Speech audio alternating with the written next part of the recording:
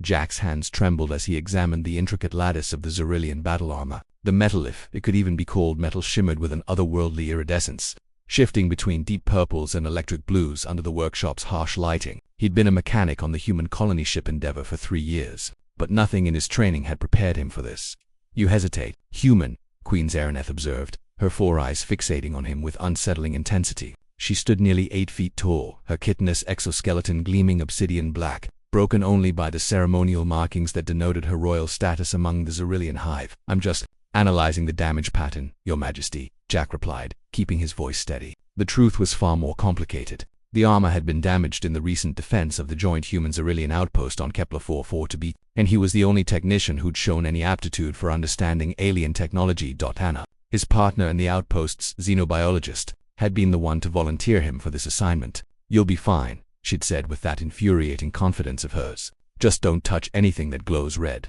Everything glowed red. The Queen shifted, and Jack caught a whiff of her scent, something like ozone mixed with cinnamon, distinctly alien yet not unpleasant. She moved closer, her massive form casting a shadow over his workstation. The humans are so small, she mused, almost to herself. Yet you've proven yourselves formidable. Your honor speaks highly of your mechanical prowess. Jack felt his face flush. Anna and Queen Zaraneth had formed an unlikely friendship during the siege, bonding over tactical strategies in what Anna called the universal language of keeping idiots alive. The Queen had saved Anna's life when a crash raiding party breached the medical bay, and Anna had returned the favor by treating the Queen's wounds with human antibiotics that, surprisingly, worked on Xyrillian physiology. I do my best, Jack said, selecting a plasma torch designed for fusion welding. The armor's damaged section required precise heat application. Too much, and the crystalline matrix would shatter. Too little, and the bonds wouldn't form. As he worked, he became aware of the Queen watching him with all 4 eyes, her mandibles clicking in what he'd learned was the Xyrillian equivalent of curiosity. She leaned down, her face coming dangerously close to his. Your hands are steady now, she observed. Why did they shake before? Jack paused, the torch hovering over the armor. Honesty seemed the safest policy with a being who could tear him in half without effort. I was nervous. Your armor is priceless, and I'm just a mechanic from Earth. If I damage it further. A sound like grinding rocks emerged from the Queen laughter. Jack realized with a start.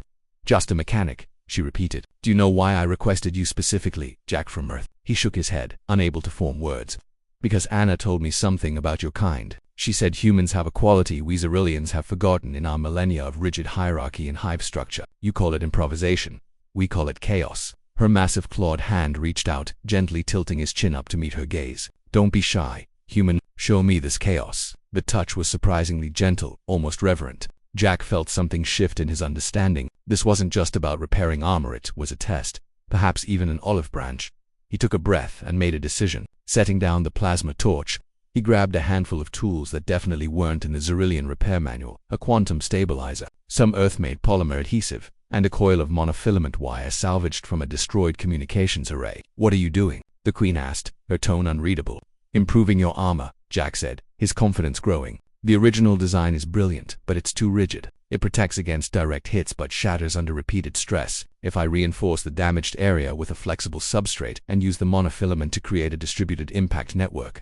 He worked quickly, his hands moving with practiced precision. The Queen watched in silence as he wove human ingenuity into Xyrillian craftsmanship, creating something neither species had conceived alone. The polymer bonded with the alien alloy in ways that shouldn't have been possible, and the monofilament created a web that would distribute kinetic energy across the entire armor piece rather than concentrating it at impact points. 30 minutes later, Jack stepped back. The repaired section looked different from the rest. The human materials gave it a slightly darker hue, but when he ran the diagnostic scanner over it, the readings made him grin.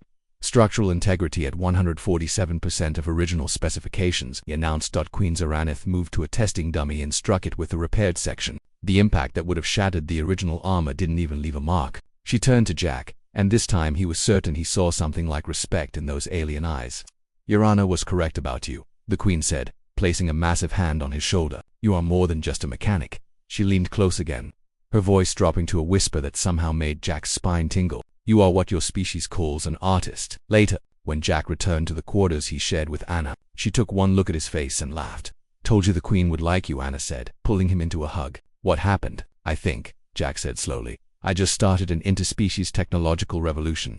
Anna's eyes lit up. Show me. As Jack explained his modifications, he realized something profound. Humanity's greatest strength wasn't their weapons or their resilience, it was their willingness to see possibilities where others saw boundaries, to create bridges where others saw divides. The Queen had recognized that, and in doing so, she'd given humanity something infinitely more valuable than an alliance. She'd given them validation.